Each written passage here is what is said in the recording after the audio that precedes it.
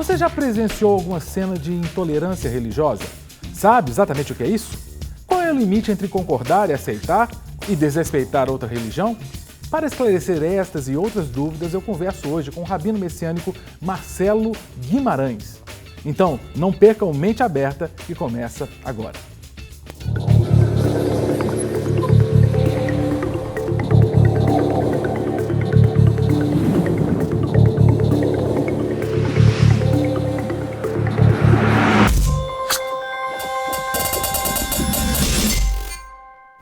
É tão bom termos esse momento para refletirmos, para conversarmos sobre aspectos importantes da vida cristã, da teologia, da história da igreja, no nosso programa Mente Aberta. E você é o nosso convidado principal e a sua participação ela é essencial. Então eu convido a você a enviar suas mensagens, as suas perguntas para os nossos canais de interatividade. Os nossos contatos estão na tela e um deles é menteaberta@redesuper.com.br. Você também pode mandar pelo Twitter, você pode entrar no Facebook, na fanpage da Rede Super e sempre interagindo com a gente, dando suas sugestões de matéria, de pauta, de assunto, mandando as suas perguntas para que a gente possa atender a sua demanda aqui no nosso programa.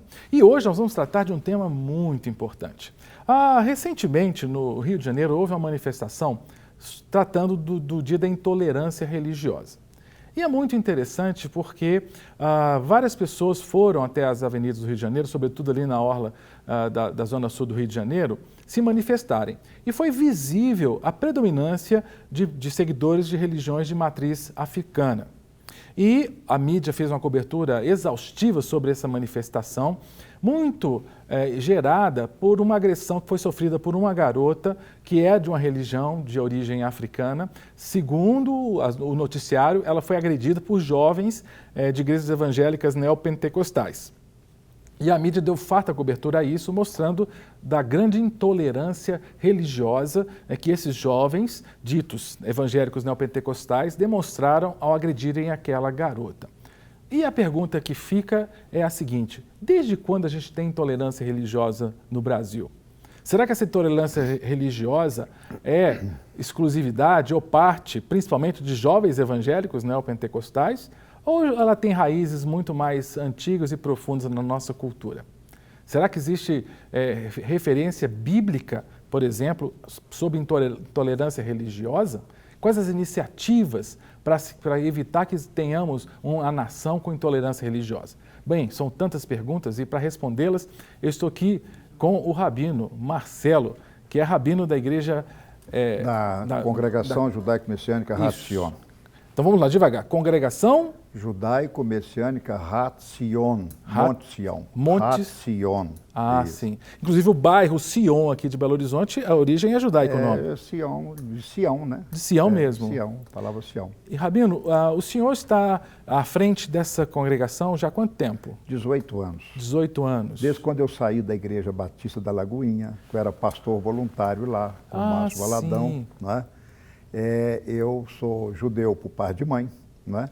Era batista, meu background foi todo batista, minha mãe converteu numa igreja batista, minha mãe é judia. E então, depois, com as minhas raízes, estudando a palavra, eu falei, eu tenho que fazer algo em prol do povo de Israel. Foi aí que nasceu esse ministério. A nossa sede está lá em Jerusalém, Israel, com o rabino José Shulam, porque já ministrou até na Lagoinha, não é? E é um prazer muito grande estar aqui com você. Mas o senhor chegou a fazer bar mitzvah, essas cerimônias judaicas? Não, eu não fui criado, meus pais eram, não eram católicos, criam em Deus, simplesmente isso, mas nos batizaram a Igreja Católica. Eu estudei colégio de padre e por causa disso eu acabei morando 7 anos no seminário católico. Uau! Contra a vontade dos meus pais. É mesmo? E na hora de fazer os votos, eu saí fora. e principalmente o voto de castidade. Eu falei, não, esse eu não vou fazer, porque não seria muito difícil. Não ia dar certo, não ia dar certo. E logo assim, saí do seminário católico e comecei a fazer engenharia, conheci a minha esposa, a Rosângela, já na universidade, nos casamos muito cedo e estamos aí felizes até hoje, né? Que beleza. E a sua descoberta do judaísmo foi após a idade adulta? Ou não, já... na verdade, desde pequeno, desde os 13 anos, os tios falavam, eles não eram praticantes, ninguém era praticante, e eram chamados judeus seculares. Mas eu sabia que eu era descendente de judeus, mas não tinha menor interesse para mim porque era intolerância. Quer dizer, você falava que era judeu é a raça ruim que matou Jesus, assassino de Cristo, essas coisas que já vêm da Igreja Católica, desde o Concílio de Nicéia, desde o bispo Justino, que falou, nós somos Israel de Deus, Israel foi rejeitado por Deus. Então, isso foi causas históricas da Igreja cristã contra os judeus. Né? Então, vamos aí puxar na história, né? E depois eu queria que a gente fosse também para a Bíblia, mas vamos primeiro para a história da humanidade. Essa questão da intolerância religiosa, ela se fez presente em várias culturas. O judeu, particularmente, é um povo que sofreu muita intolerância religiosa. A gente começa a lembrar Inquisição, Segunda Guerra Mundial, Auschwitz. Os cruzados. Exatamente, as cruzadas, né? Os concílios católicos. Qual seria a razão? É essa razão que você mencionou? Vamos separar duas partes. Primeiro, o povo judeu, por si só, já sofreu intolerância desde o momento que saiu do Egito. Primeiro, não foram tolerados pelo faraó. Lembra do faraó? Sim. Escravizaram o povo judeu. E já começou primeiro aí. Depois, quando chega no Sinai, os judeus recebem as tábuas da lei, os mandamentos. E lá, imagina, naquela cultura daquela época, né? O sujeito não tinha politeístas, vários deuses, aí vem Israel e fala, só há um Deus, só pode se casar com uma mulher, não se rouba, não se mata. Quer dizer, automaticamente os 10 mandamentos já foi um motivo de grande intolerância dos povos vizinhos. Sim. Por exemplo, os filisteus. Os filisteus declaravam anti-Israel por causa do Deus único, porque eles tinham vários deuses. Sim. Os amoreus, os cananeus, os heteus, os perizeus, os jebuseus e vai por aí afora. Né? Os amalequitas, que acompanharam o povo hebreu durante 40 anos até Canaã. Depois disso veio Cristo. Né? Vamos fazer uma história aí, economizando um pouco de etapas. Aí apareceu o evangelho totalmente judaico, de Jesus, de João, de Mateus, né? De Paulo, que era judeu, da tribo de Benjamim.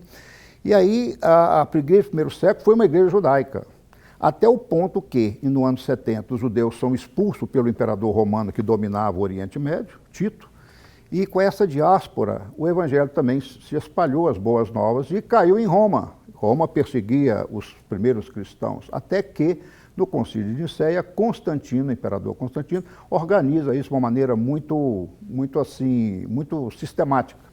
Estabeleceu os bispos, as paróquias, né? E aí veio o primeiro concílio, o Concílio de Nicéia, em 313, né? Até 322, foi o segundo concílio. E lá a primeira cláusula do concílio já foi de intolerância, ou seja, nós não temos nada a ver com Israel, não temos nada com a língua hebraica, nossa língua é o latim, não temos nada deles, o Antigo Testamento é deles, é coisa do passado, nós só temos o Novo. E aí declararam já Justino, Marcião, Crisóstomos, que foi um grande antissemita, declarou que Israel foi culpado de um crime. Que crime? Deicídio. O que é isso? Assassinato de Deus. Porque acusaram de Jesus ter sido morto pelos judeus. Então os judeus passaram a ser assassinos de Cristo. Agora imagina, isso foi em 302, 323, aí veio o Concílio de Antioquia 380. O que aconteceu? Proibiram as festas, não podia ter festas bíblicas. As bíblicas são judaicas, né? Não são bíblicas, mas são judaicas. Aí proibiram, quando foi 590, o Papa Gregório proibiu qualquer cristão de guardar o sábado, que tinha que guardar o domingo, por imposição, por um decreto, por uma encíclica. Então essa história de guardar o domingo, porque também tem uma discussão contemporânea, se guarda o sábado, guarda o domingo. Foi muito mais uma decisão romana do que propriamente dizer que é uma tradição... Totalmente romana. Se eu pego o livro de Flávio Josefo, a história dos pais da igreja cristã, todos guardavam o sábado. Até que o Concílio de Antioquia, em 380, proíbe todas as festas, e o sábado é a primeira festa. Ou seja, se proíbe a primeira, proíbe as outras. Proibiu a Páscoa, né? E assim as outras festas. Mas você está falando de... Em 590, o Papa Gregório, ele que foi o seguinte, ele baixou uma encíclica falando o seguinte, qualquer cristão que guardar o sábado será cúmplice da morte de Cristo. Você vê que foi uma encíclica totalmente intolerante.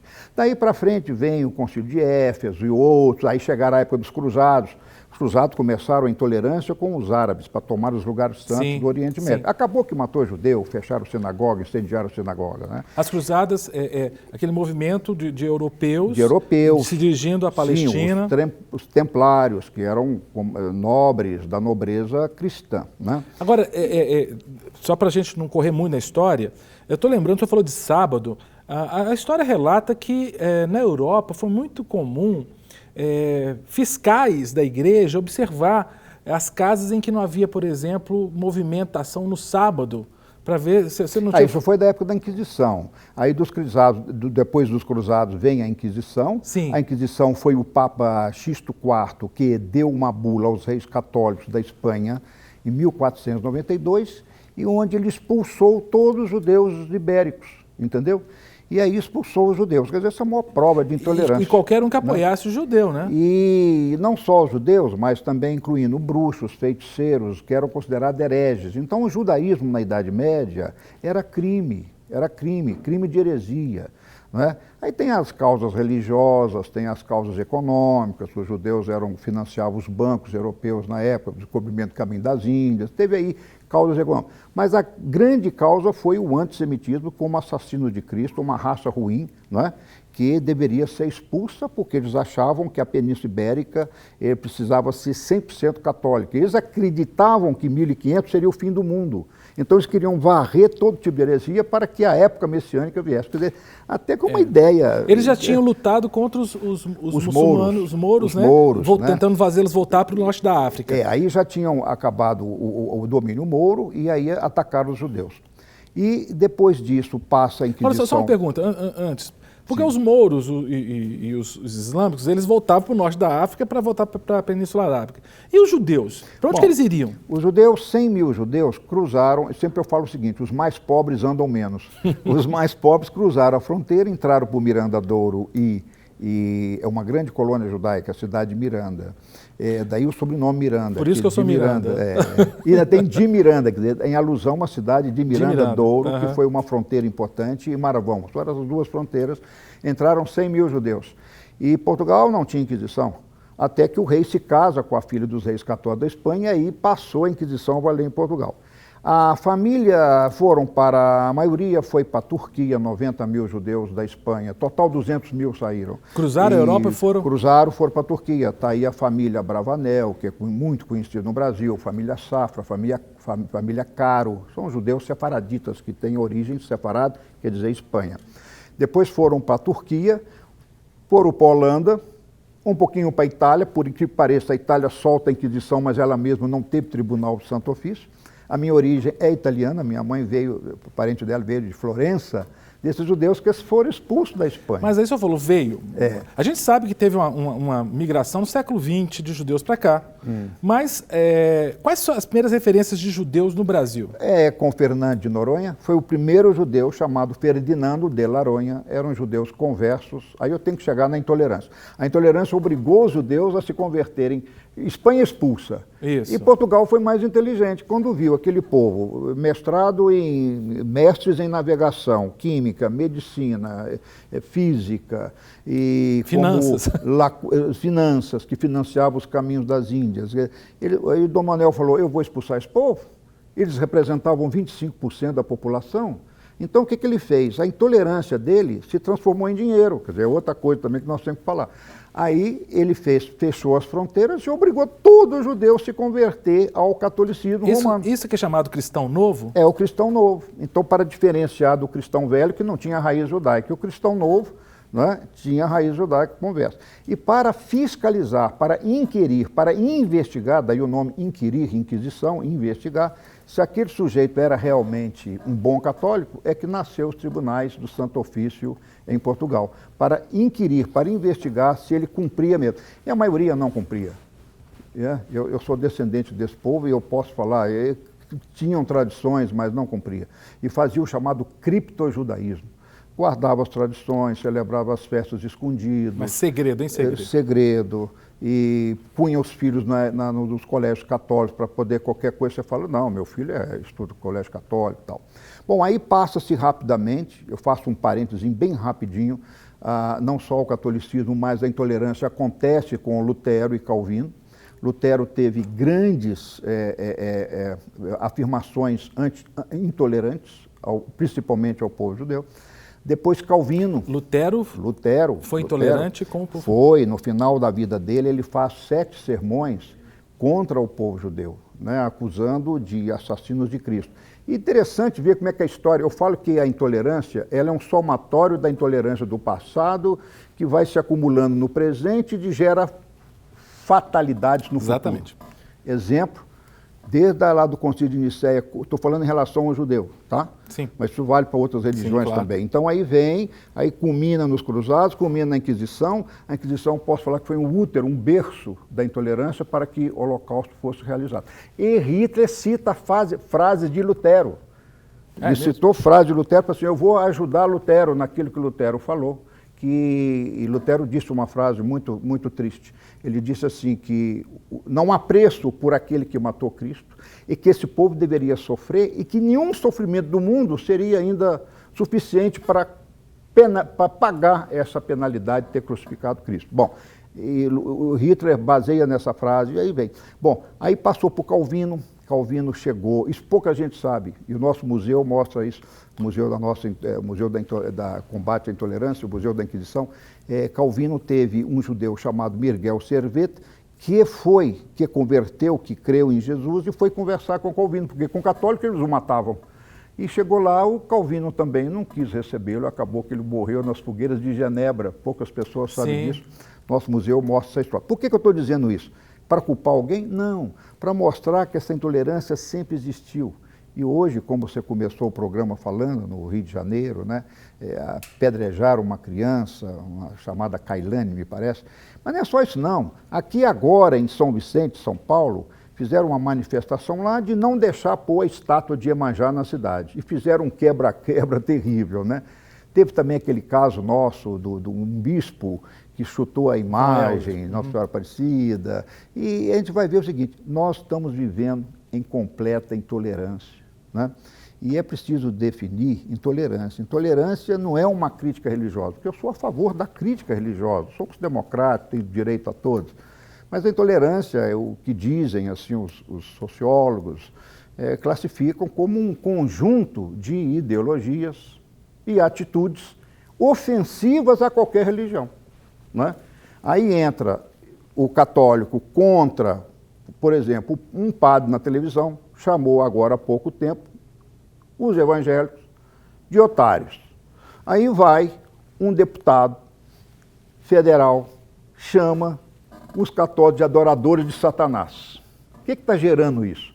Será que isso seriam críticas religiosas ou ofensas religiosas? Então você vê, partiu para o campo da ofensa é intolerância, entendeu? E aí nós como eu falo, como um judeu cristão, né, temos a obrigação, se a nossa Bíblia, a nossa crença, a nossa fé está baseada no amor a Deus e ao próximo, não deveria ter espaço nenhum para que isso ocorresse. Agora, o senhor fala de intolerância, o Brasil tem experiências fortes. O senhor mencionou o Museu da Inquisição, eu estou até com um material aqui do museu, vou mostrar aqui, vou pedir para focalizar. Explica, por favor, o que é esse museu que o senhor é o coordenador? Esse museu, essa história toda da Inquisição brasileira, só para te falar, eu tenho lá no nosso museu os nomes das pessoas que foram mortas aqui do Brasil, Minas Gerais, que foram inquiridos, deportados para Portugal e mortos na fogueira com as suas famílias. Então, da Península Ibérica, o negócio veio para cá? Não, veio para cá, veio para o Brasil, porque, como eu estava a dizer, o Fernando de Noronha era um cristão novo e ele foi o primeiro colonizador do Brasil e trouxe muitos cristãos novos para plantar cana no Nordeste. Sim. E ele, como um judeu investidor, tinha muito dinheiro, ele produzia a cana, o açúcar e exportava para Portugal o açúcar. Então, Portugal nunca ganhou tanto dinheiro como ganhou naquela época. E eram cristãos novos. E aqui eles ficaram livres por 90 anos, até que Portugal fala, peraí, o Brasil está virando uma colônia judaica, eles estão voltando ao judaísmo e sendo católicos relapsos. E aí mandou o primeiro inquisidor em 1591, chamado Furtado de Mendonça, Heitor Furtado de Mendonça, e ele inquiriu. Naquela viagem dele, em 2 anos, ele deportou 1.036 brasileiros acusados de judaísmo, tá certo? A acusação era A acusação que passaram pelos tribunais de Santo Ofício e vários deles foram mortos nas fogueiras. Né? Então, então para contar essa história, que os nossos livros de histórias não contam, por que não contam? Porque o Brasil já nasceu em plena Inquisição, tá certo? Sim. Então aqui um judeu não podia ter uma sepultura, não podia ter um memorial, não podia ter nada. Até recentemente, viu? Até recentemente. Porque aqui em Belo Horizonte, no Jaraguá, que nós temos, né? Por exemplo, esses judeus que são chamados Askenazi, que os judeus europeus, Askenazi, que Askenazi em hebraico significa Alemanha. Então os judeus da Alemanha, da região da Prússia, Rússia, antiga Prússia, eles vieram para cá no finalzinho do século de 1800, 1900. Tanto assim que a primeira sinagoga deles foi no Botafogo em 1912. Então você vê que nós somos muito mais antigos, aqueles que chegaram da Inquisição. E Minas Gerais teve um grande reduto judaico por causa do ciclo do ouro. Sim. Atraiu muito, né, as pedras preciosas, diamantina, ouro preto. Tem um circuito judaico mineiro, né, interessante. Nosso museu mostra isso, tem estudos, tem historiadores que estudaram essas famílias. Bom, e aí então, voltando no cerne da questão, essa intolerância foi terrível. Até que... Você está falando de sepultamento. Como é que era sepultado o judeu? Não podia sepultar, sepultava na paróquia, na igreja, no cemitério da igreja, não podia ter nenhum distintivo, né? Por exemplo, eu vou falar da minha família. Minha família, por exemplo, eu lembro que lavava-se morto, guardava luto, cortando, fazia em hebraico chama queriá, fazia queriá, amarrava uma fita preta no paletó, na manga, guardava luto de semana, de mês, de ano, né? Por exemplo, casamento consanguíneo, varria a casa de fora para dentro para não jogar a bênção fora.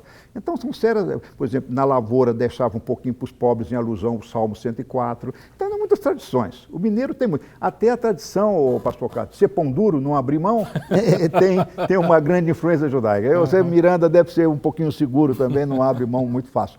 Mas então, essas tradições de desconfiado, mineiro desconfiado, sorrateiro, era da época da Inquisição, ficava nas montanhas aqui tentando se isolar e criar suas famílias.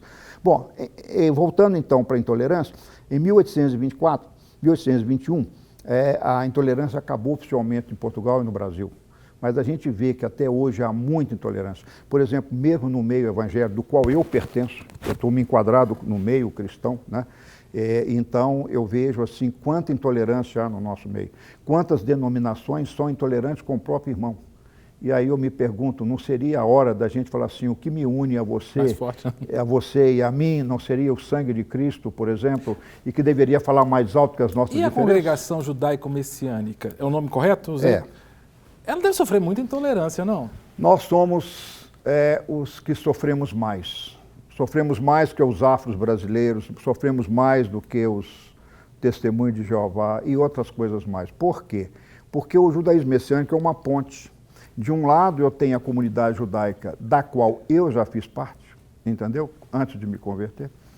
E hoje a lei judaica diz que um judeu não pode crer em Jesus, oficialmente. E se ele crê em Jesus, ele deixa de ser judeu. Então é uma intolerância. Israel fala que é tolerante, democrático, é verdade. Por Oriente Médio, o mais democrático. Mas em termos religiosos, não tanto assim. Não tanto assim. Então tem uma rixa, uma intolerância muito grande conosco. Eu digo que nós somos uma ponte entre Israel e a igreja. Então, por causa cremos que Yeshua, Jesus, é o Messias, então batemos de frente, eles batem de frente conosco, né? Embora há muitos amigos. Isso não é genérico. Assim como também eu vou falar do lado evangélico. Então, eles batem na gente porque não aceitam o judaísmo messiânico que possa crer num Messias chamado Jesus. Uhum. E do outro lado dessa ponte, eu tenho a igreja católica e evangélica. A católica não preocupa muito conosco porque é muito dogmática e tem muita sede em Roma, não tem muita flexibilidade como a igreja evangélica tem. Porque, na verdade, a igreja evangélica são N convenções, N igrejas independentes, né? E aí, alguns batem de frente conosco, porque somos judeus e temos uma Torá em hebraico, um rolo, e fazemos um culto judaico, e aí não pode celebrar uma Páscoa, não pode celebrar as festas bíblicas, porque eu estou debaixo da graça, não estou debaixo da lei, e aí a graça e a lei querem para andar juntas, não é? E aí eu falo, não, você pode estar na graça e conviver com a lei. Eu estou na graça, mas eu não posso matar, roubar, desonrar meu pai, minha mãe, quer dizer, eu não posso emprestar dinheiro e fazer usura, quer dizer, são 613 leis, eu não estou isento delas, não. Não é? Quer dizer, então, esse entendimento, essa interpretação, e aí eu aproveito o gancho para falar que as próprias interpretações pessoais da Bíblia geram intolerância. Não é que é um caso natural, gera intolerância daquele que interpreta, porque ele poderia interpretar e falar assim, mas eu não sou dono da verdade. Mas tem uma hermenêutica particular. Eu não sou dono da verdade, então eu tenho que maneirar, o outro é meu irmão, se ele nasceu de novo, se ele está realmente redimido e teve um novo nascimento, uma nova vida, eu tenho que respeitá-lo, independente da expressão da fé dele. Se é uma fé no estilo mais laico, ou uma fé mais religiosa, ou mais cerimoniosa, ou mais ritualística, não é? Quer dizer, a palavra liturgia, do grego liturgos, quer dizer adoração pública. Então você tem... Ah, não, mas aí nasce a intolerância. Ah, não, porque eu sou pré-tribulacionista, você é pós, eu sou meso, e aí vão brigar por causa disso tudo. Isso tudo é uma intolerância muito grande. Mas a legislação brasileira fala sobre intolerância. Fala. Nós temos uma lei, a Lei 94/59, publicada de 15 de maio de 1997. Na verdade, é uma emenda da Lei 716 de 1987, que é crime qualquer ofensa ao preconceito religioso. Você vê que a lei nós temos. E em 2007, criou-se até o Dia da Intolerância Religiosa, que é o dia 21 de janeiro, você sabia disso? Não. É a lei 21 de janeiro, nós podemos comemorar o Dia da Intolerância. Mas, o que nós estamos vendo? Tanto as igrejas, assim já falando agora, como eu vejo que a gente poderia trabalhar nisso, para fazer uma sociedade melhor, para cumprir os direitos humanos, porque os direitos humanos de 1948, pós-guerra, instituído pela ONU, fala todo mundo nasce igual em direitos e liberdade quanto à dignidade humana. Né? Ele é inviolável, não é verdade? Então, a gente vê que, na verdade, para a gente combater isso é uma coisa muito difícil, muito difícil. Eu não sou ecumênico e nem pregaria o ecumenismo, mas eu sou tolerante, entendeu? Então, é uma grande diferença de você... Eu não preciso ser um. Eu acho que a igreja tem que ser diversificada. Sim. Mesmo. É nessa diversidade que há unidade. Perfeito. Você vai unir todo mundo igual? Na uniformidade. Então, Yeshua e a Bíblia nunca pede para todo mundo vestir igual, ter cabelo igual, barba igual. Então somos diferentes, mas podemos ser um. É esse aqui que é o antídoto da intolerância. Porque a intolerância, pastor Castro, passa a ser um veneno que mata os direitos humanos e corrompe a sociedade num crescimento saudável, harmonioso e digno de respeito humano. Não é verdade? Então, nós, religiosos, teríamos que começar isso, na minha opinião, como combater isso, nas nossas próprias igrejas. Concorda comigo? Porque se ela é religiosa, então a igreja tem esse papel. A igreja, cada igreja, cada denominação, seja ela cristã, católica, evangélica, ou até as afros, precisam pregar também, porque também nos atacam. Perfeito. Tá, tolerância, né? A gente precisa realmente respeitar o próximo, mesmo que não concorde, respeito. Com respeito. Exatamente. Para receber todas as novidades do canal, inscreva-se e se curtir o vídeo, clique em gostei. Aproveite para acompanhar a Rede Super nas redes sociais.